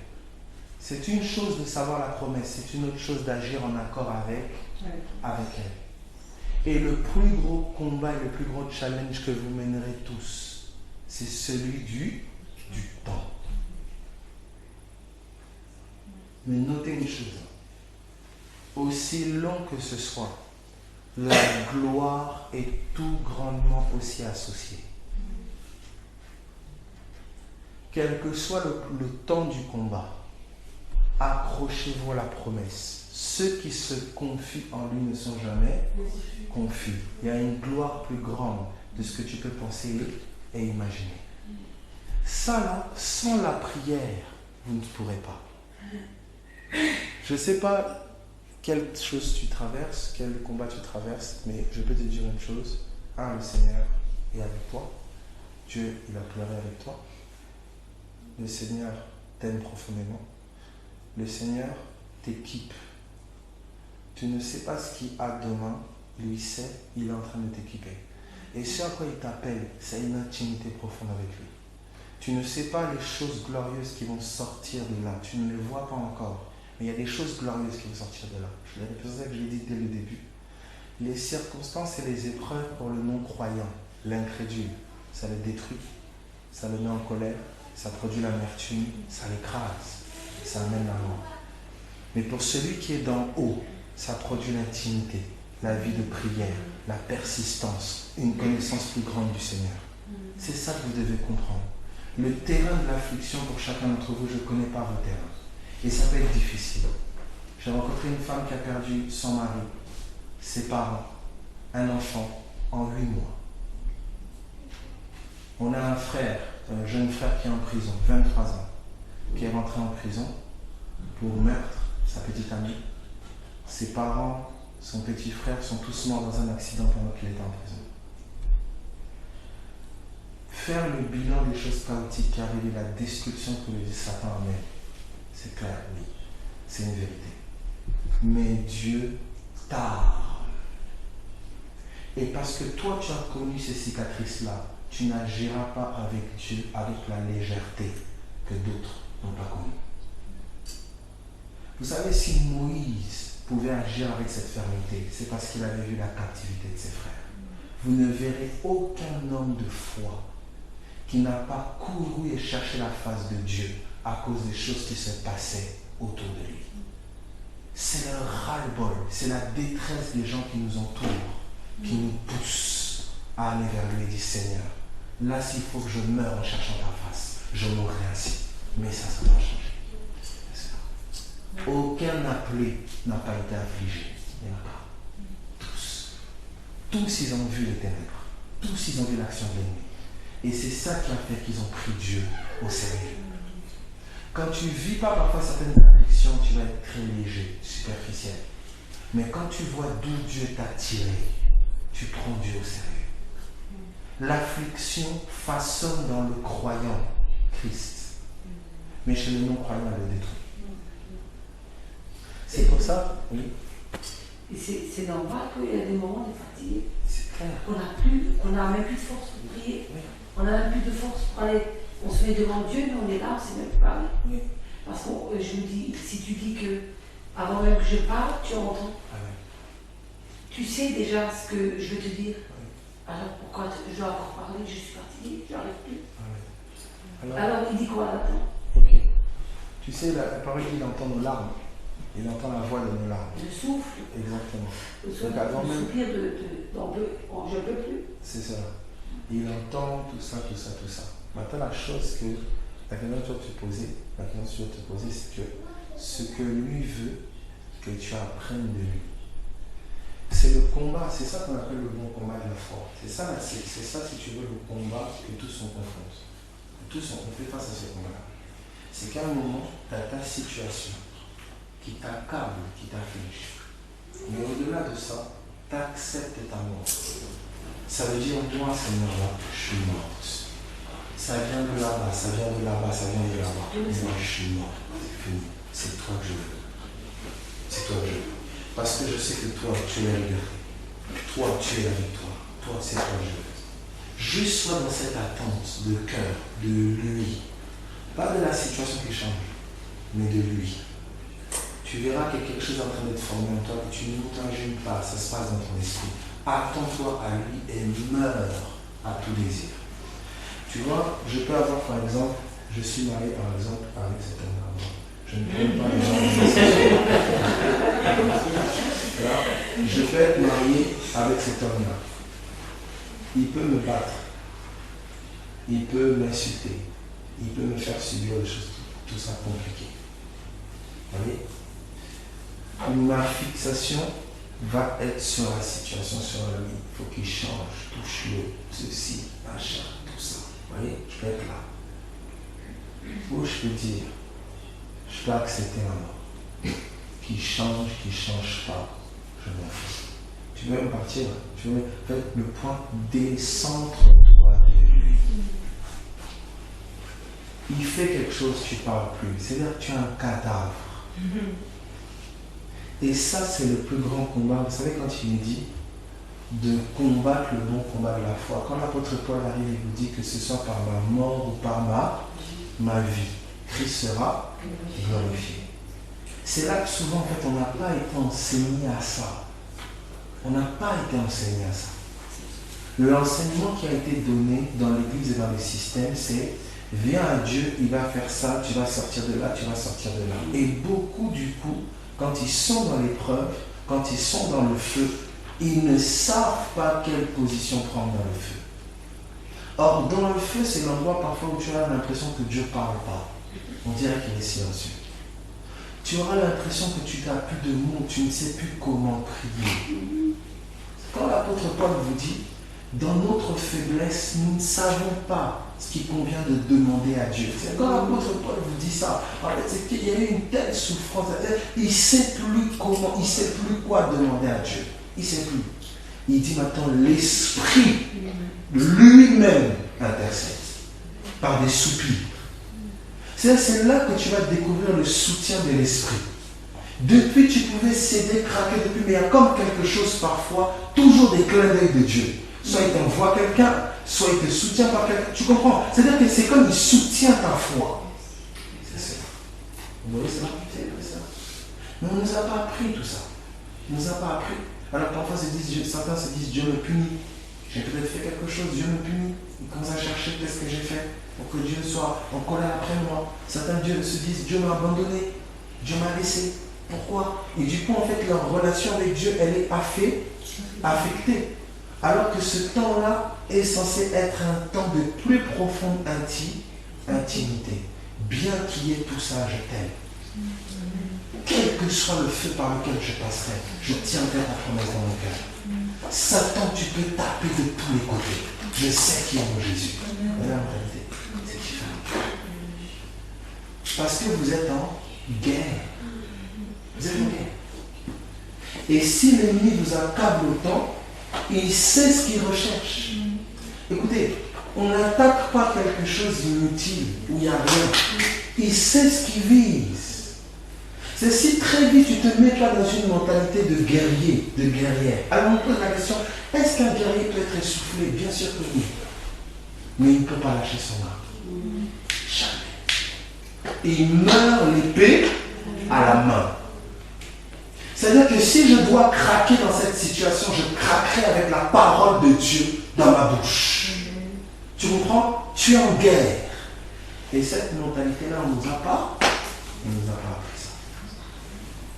C'est comme ça que Jésus avait dit à ses disciples, veillez et priez. C'est dans les moments comme ça que vous devenez des hommes et des femmes de prière. Où là où tu passais 1 heure, tu passes 2, 3, 5, 6, 7, 8 heures. C'est-à-dire que tu n'as qu'une langue à la bouche. Ça, c'est continuel. Parce que la souffrance dans ta chair est telle que tu n'as que prié par l'esprit. Il ne te reste que ça. Tu as ce stade-là, il ne te reste que prier par l'esprit. Beaucoup sont arrivés là. Oui. Alors souvent, qu'est-ce qui se passe? Tu vas prendre par exemple une dame, notre sœur ici, ou d'autres personnes qui vont passer par le feu. Au lieu justement que ces personnes soient encouragées et même honorées. Vous savez, la foi, c'est ce qui nous rend agréable là, à Dieu. Vous êtes d'accord? Dieu a comparé la foi à l'or éprouvé. Ça veut dire l'homme riche selon le ciel, c'est celui qui a une foi ferme. Or, la foi ferme se révèle où? Dans l'épreuve. Après l'épreuve, il n'y a plus besoin de foi. Une fois que tu vois la victoire, il n'y a plus besoin de foi. C'est-à-dire que normalement, ceux qui devaient les riches au milieu de nous sont ceux qui passent par le feu de l'épreuve et qui tiennent avec une foi ferme. Mais aujourd'hui, c'est ceux qui ont des jets, des grandes maisons, des je ne sais pas quoi. C'est tellement une contradiction. C'est pour ça qu'à l'église de Laodicée, qui dit je n'ai besoin de rien, je me suis enrichi, tout va bien, Jésus dit viens auprès de moi acheter de l'or éprouvé. C'est Dieu est en train de t'enrichir. Mais en fait, tu ignores tout ça. Alors cette foi qu'il est en train de façonner en toi, elle ne va pas seulement servir à ta victoire, mais à la victoire de tous ceux qui t'entourent. C'est-à-dire que tu deviens un outil pour sa gloire. C'est plus seulement ta victoire à toi, mais c'est la victoire de ceux qui t'entourent. C'est la caractéristique de la foi en Jésus. Elle te bénit toi et ceux qui t'entourent. Toutes les personnes qui passent par la même épreuve, tu deviens une source d'inspiration pour eux. Parce qu'ils se disent, mais comment ça se fait qu'elle tient encore? Comment ça se fait qu'elle est encore debout? Ta vie devient le message. Je ne sais pas si tu comprends un peu. Je comprends. Oui, c'est cela. Respectez tout le temps la souffrance de quelqu'un. Vous ne pouvez pas vous mettre à la place. Mais ne légitimez pas la souffrance et ne faites pas d'un chrétien une victime. Un chrétien n'est pas une victime, c'est un soldat. Je n'aurai jamais pitié de toi parce que tu ne fais pas pitié. Tu es un soldat qui peut être dans un moment difficile, mais tu es un soldat. Et la meilleure des choses qu'on puisse faire à un soldat qui passe dans un moment difficile, c'est le soutenir ou l'armer. Et les combats sont divers. Est-ce que vous comprenez? C'est cela. Ça va pour tout le monde? Alors, vous allez voir, hein, cette armée se lever, on est en train de voir les enfants. Là. Vraiment, c'est terrible ce que comment Dieu commence à parler au travers des enfants, tout ça, c'est beau. Aimez que vos enfants, là, je vais donner des moyens pratiques par rapport à la parole de Dieu. D'accord? Je vais prendre 2 passages sur lesquels je vais terminer et j'ai donné des moyens pratiques par rapport à la méditation de la parole de Dieu. Toi qui passes par l'épreuve, 2 choses. La parole de Dieu, la méditation et la prière. Veillez et priez. Écoute, ça là, tu ne peux pas échapper à ça. C'est-à-dire que si tu ne vis pas une vie de prière, si tu ne vis pas une vie de prière, la chair va te mettre à terre. Il dit, veillez et priez afin de ne pas céder dans l'épreuve. Tu vas craquer. La prière n'est pas pour le fort, elle n'est pas pour le capable. Elle est pour l'homme faible, l'homme affligé, l'homme du combat.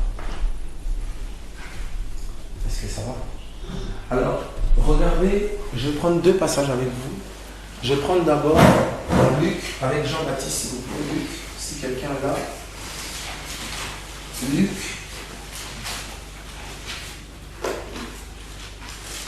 Ok. Luc.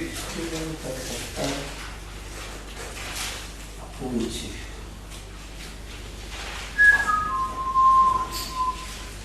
C'est Luc ou c'est Matthieu? Jean-Baptiste dans le désert, c'est quelqu'un là? Je pense que c'est Matthieu.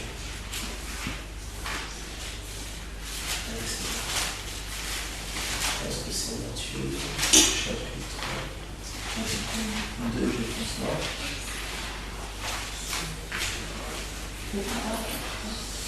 C'est Matthieu, chapitre. L'enfant croissé, je pense Il est dans le désert. Dans Marc 1, C'est Marc. au début, Qu'est-ce que ça dit, Marc? Vas-y. on parle de Jean dans le désert qui baptise, qui prêche. Jean avait un vêtement de peau de chameau, etc. Et si nous on dit la parole se révéla à Jean. Si c'est pas ça, c'est pas ce que je recherche. Marc 1 combien? C'est tout. C'est 1 combien, tu vois? Depuis à partir de 3, où c'est la voix de celui qui crie dans le désert, qui prépare le chemin du Seigneur, après nécessité. Non, c'est pas vrai. Pas ça. C'est Matthieu. On nous dit que la parole s'est révélée à Jean dans le désert. Tac, tac, tac, Matthieu chapitre 2. Voilà. Instant, là, c'est Isaïe. Hérode, Marie, afin de dénoncer un homme. En ce temps-là,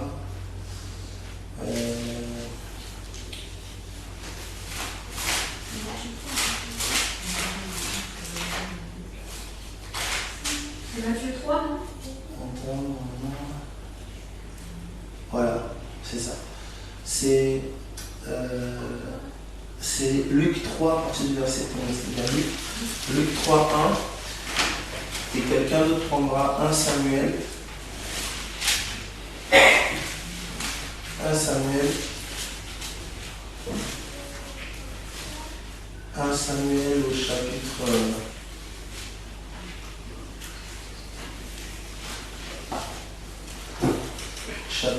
3.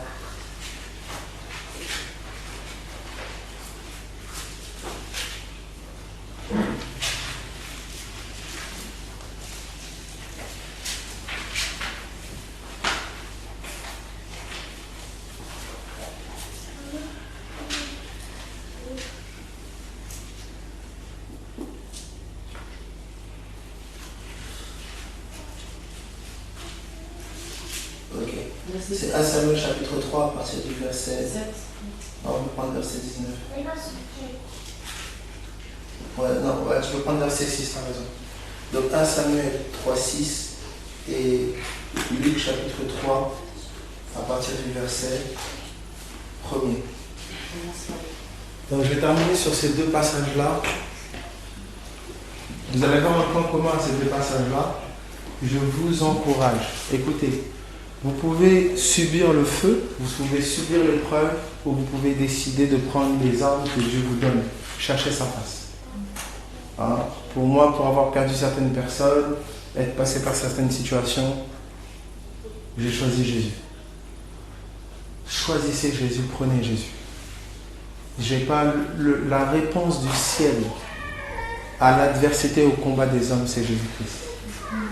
Ne perdez pas votre temps à autre chose. Ne laissez pas la colère, l'amertume, quoi que ce soit entrer dans votre cœur. Ne perdez pas votre temps dans des discussions vaines, des disputes de mots, des insultes, des machins. Gardez votre cœur parce que c'est le lieu de votre rencontre avec le Seigneur. Il y a quelque chose que Dieu est en train de faire et veut faire profondément en toi. Tu as de la valeur pour Dieu. Et Satan aussi le sait très bien. Alors regardez dans Luc chapitre 3, à partir du verset 1er. Luc 3, 1.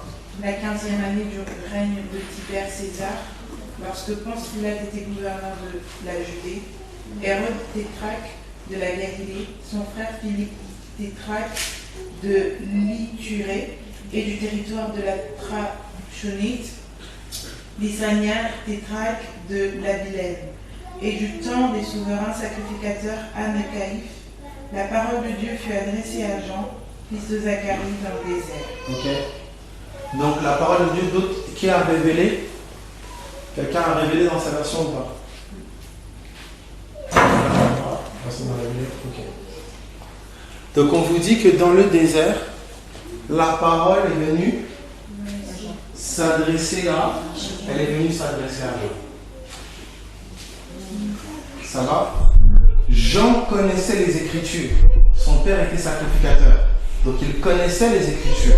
Il connaissait la Torah, il connaissait les prophètes. Mais la parole ne s'était pas encore adressée à lui, révélée à lui. Attention, c'est différent. Tu peux connaître les Écritures, connaître les versets, mais c'est la parole qui transforme. Vous voyez qu'elle vient s'adresser à Jean dans le désert. Reste au pied des Écritures jusqu'à ce que la parole s'adresse à toi. Je ne sais pas si je me fais comprendre. Il a grandi dans l'intimité avec la parole. Regardez maintenant Samuel. Même chose avec Samuel. 1 Samuel chapitre 3. L'Éternel appela de nouveau Samuel. Et Samuel se leva, alla vers Élie et dit. Tu peux même remonter plus haut encore? Vas-y, plus haut. 2, je pense. 2. En ce même temps, Élie, qui commençait à avoir les yeux troubles et ne pouvait plus voir, était couché à sa place. La lampe de Dieu n'était pas encore éteinte. Et Samuel était couché dans le temple de l'Éternel, où était l'arche de Dieu. Alors l'Éternel appela Samuel. Il répondit, me voici. Et il courut vers Élie. Attendez. L'Éternel appelle qui? Samuel. L'Éternel parle à qui? À Samuel. Il l'appelle. Samuel court vers qui? Élie. Donc c'est Dieu qui l'appelle, mais il court vers l'homme. Vous voyez un peu? Parce qu'il ne reconnaissait pas la voix. Et c'est le cas de beaucoup. Beaucoup sont appelés par Dieu. Et ils vont chercher du secours chez l'homme. Beaucoup ne reconnaissent pas la voix de l'appel. Or, Satan sait quand quelqu'un est appelé. Il sait. Tu peux voir les circonstances de ta vie comme une accumulation. C'est comme si ça devient noir d'un coup. Les choses s'accumulent, s'enchaînent. Il y a un appel. Regardez. Quand Dieu va dire à Abraham que la captivité, les Hébreux vont rester 400 ans esclaves en Égypte, vous savez ça? Ok. Juste avant la fin des 400 ans, Pharaon va donner l'ordre qu'on tue tous les enfants mâles. Comme par hasard. Les 400 ans approchent et il demande qu'on tue tous les enfants mâles. Vous voyez quel esprit est derrière? Satan, il s'est flairé quand le divin est en train de t'approcher ou approcher une famille. Il s'est flairé ça.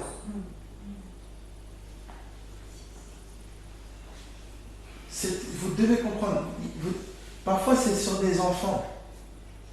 Parfois, c'est comme si le Seigneur a mis sa main sur un enfant. Vous savez, quand Jésus est né, Joseph voulait quitter Marie. Donc, il a failli provoquer le divorce de ses parents. Les premiers-nés sont morts autour de lui, parce qu'on a donné l'ordre de tuer tous les bébés. Sa mère a dû quitter le pays à cause de lui, parce qu'on voulait le tuer. Donc, l'arrivée de Jésus a amené des problèmes. Quand le divin arrive quelque part, Satan fait tout pour le détruire. Mais quand vous avez les yeux sur ce que Satan fait, au lieu de regarder à ce que Dieu fait, vous allez élever ce que Satan fait et vous passez à côté de ce que Dieu fait. Beaucoup d'enfants qui ont vécu parfois des drames ou des choses étranges dès le bas âge, c'est pas possible. Il y a la main d'un divin sur eux. Et Dieu les récupère, il les façonne, et il en fait des soldats. Et souvent c'est parce que les aînés n'ont pas veillé. Marie était à l'écoute de la voix de Dieu. Ce qui fait que Jésus qu'on veut tuer, Marie part en Égypte, parce qu'elle écoute la voix. Quand quelque chose de divin arrive, il est important que tu sois allé à l'écoute. Parce que sinon l'ennemi vient le détruire, tu te dis mais qu'est-ce que je fais, qu'est-ce qui se passe? Tu ne comprends pas en fait la grâce qui est en train de rentrer chez toi. Tu ne comprends pas la grâce qui est chez toi. Tu ne comprends pas la grâce qui est sur cet enfant, la grâce sur cet... Tu ne comprends pas ça. Parce que tu es toi-même pas connecté aussi. Alors, regardez Samuel ici, il entend une première fois la voix. Il entend une deuxième fois la voix, pareil. Et quand il entend une deuxième fois la voix, le sacrificateur Élie lui dit, quand tu vas entendre la voix, cette fois, dis, me voici. Donc vous voyez la sagesse d'Élie. Il va lui recommander comment agir quand il entend la voix. Samuel ne pouvait pas savoir lui-même. Donc tu ne peux pas parfois toi-même identifier la voix. Tu as besoin d'aînés, quelqu'un qui a de l'expérience, qui va te dire, écoute là, fais comme ça. Alors regardez la suite. Verset 7, tu peux aller directement. Samuel ne connaissait pas encore l'Éternel. Vous entendez? Samuel avait grandi dans le temple. Il avait grandi dans le temple, tout. Mais il ne connaissait pas l'Éternel. Tu peux avoir grandi dans les choses de Dieu sans connaître Dieu. Tu peux avoir parents chrétiens, tout. Ah, j'ai grandi dans une famille chrétienne, tout ça. J'ai fait mes prières, ma petite prière le matin, le soir avant de dormir. Mais tu ne connais pas Dieu, tu ne le connais pas. Tu peux être même quelqu'un de droit. Oh, je fais du mal à personne. Samuel était pieux. Mais il ne connaissait pas l'Éternel. Regardez la suite. L'Éternel et la parole de l'Éternel ne lui avaient pas encore été révélées. Vous entendez? L'Éternel et la parole de l'Éternel ne lui avait pas encore été révélée. Donc l'Éternel se révèle à travers quoi? Sa parole. Ça ne lui avait pas encore été révélé. Il connaissait la Torah, il connaissait les versets. Il savait, oui, je sais que ça c'est dans la Bible. Ça, je sais que c'est là. Mais la parole ne lui avait jamais été révélée. Quand la parole t'est révélée, ce bouquin, il devient comme vital. Tu le dévores. Parce que c'est comme vivant. C'est comme vivant. C'est plus des histoires. C'est la parole qui s'adresse à toi. Elle est révélée. Et ta vie change. Il te donne de lire les situations différemment. Du coup, tu vis l'épreuve différemment. Regardez la suite. L'Éternel appela de nouveau Samuel, et pour la troisième fois, et Samuel se leva, alla vers Élie, et dit, me voici, car tu m'as appelé. Élie comprit que c'était l'Éternel qui appelait l'enfant, et il dit à Samuel, va, couche-toi, et si l'on t'appelle, tu diras, parle, l'Éternel, car ton serviteur écoute. Vous entendez? L'Éternel aurait pu dire, ah oui, Samuel, non, c'est pas Élie qui t'appelle, c'est moi. Il aurait pu faire ça. Vous êtes d'accord avec ça? Il aurait pu lui dire, mais écoute, tu vas où là? C'est moi qui t'appelle, c'est pas Élie. Pourquoi il fait pas ça? Parce qu'il respecte l'autorité d'Élie.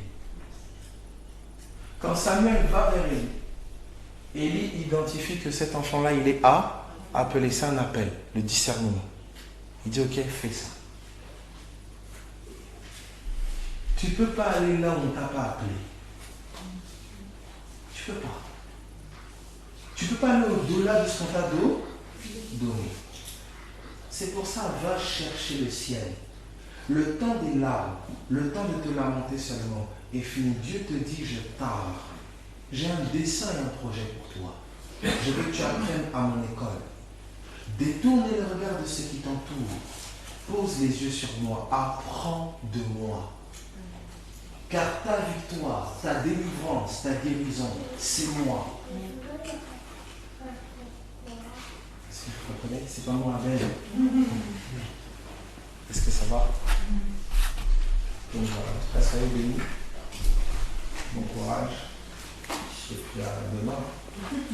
S'il y a des questions, n'hésitez pas. Hein. J'ai fait un système là un papier. Pour les gens qui ont des questions, voilà, vous pouvez noter sur un papier et puis vous mettez, je sais pas, sur la table. Comme ça, avant de commencer demain, je recommencerai à répondre aux questions. Ça va?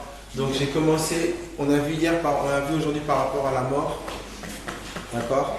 Donc toutes les situations, par exemple, que notre soeur soulève, ou d'autres personnes, le feu va te faire vivre ta mort. Tu auras l'impression parfois des fois tu as tellement mal, ça te coupe le souffle, et comme c'est ta poitrine là. C'est-à-dire que tu vas vivre la mort. Mais la mort, elle engendre la résurrection. Il y a quelque chose. Vous savez, quand Christ est mort à la croix, Satan a cru qu'il avait la vie, la victoire. Mais il y avait la résurrection qui était cachée. Vous comprenez? Donc la mort doit être vécue. Celui qui a souffert dans la chair en a fini avec le péché. La souffrance de la chair, elle engendre aussi la purification, l'obéissance, la consécration à Dieu. Vous voyez? C'est pas que Dieu envoie la souffrance, non. C'est que quand tu es confortable dans ta chair, tu ne le cherches pas. C'est pour ça que généralement, quand l'ennemi te rentre dedans, Dieu sait tourner ça à sa gloire.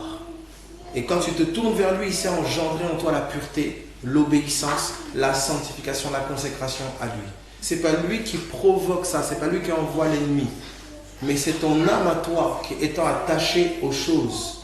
L'ennemi a le pouvoir de pouvoir t'attaquer dans la chair. L'ennemi a ce pouvoir-là, de t'attaquer tout ce qui est naturel. Il peut le faire. Mais ta victoire à toi, elle n'est que dans l'esprit. C'est pour ça que quand ta chair est accablée, tu dois apprendre à aller dans l'esprit. Ça prend. C'est ça, tu vis ta mort ici. La mort agit en moi, mais la vie de l'esprit, elle grandit. C'est cela la mort, la résurrection. Donc d'abord, c'est les trois aspects de l'évangile. Et chaque aspect ici, il y a un mystère, il y a une gloire quand tu es positionné. Ton ensevelissement, tout l'ancien toi qui est enterré, tout l'ancien toi, la personne qui a été violée, la personne qui a été battue, la personne qui a été trahie, la personne qui a été... Tous les traumatismes, toute cette personne-là, elle a été enterrée. C'est terminé. C'est fini. Ça, c'est l'ensevelissement. À chaque fois qu'on essaye d'aller dans ton passé, c'est comme ça on essaye de te déterrer. Cette personne-là, elle est morte. C'est fini. Ici. Et là, c'est la résurrection. Vivre en nouveauté de vie. C'est ça que l'apôtre Paul explique. La mort, l'ensevelissement, la résurrection. Il dit, c'est l'évangile que je vous ai annoncé. Il dit de le garder tel que vous l'avez reçu. C'est cela. Est-ce que ça va? Voilà. Soyez bénis, mes amis.